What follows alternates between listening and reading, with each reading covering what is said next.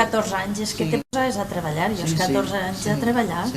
Jo complia el dia 30 de maig i l'1 de juliol ja estava d'aprenenteta en una tenda en Castelló.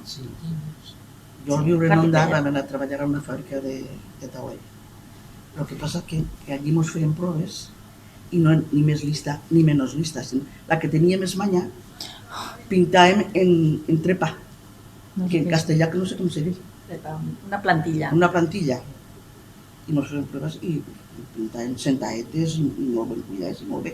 Jo l'experiència meva de la fàbrica molt bona. I tot a mà, clar. Era en pincell.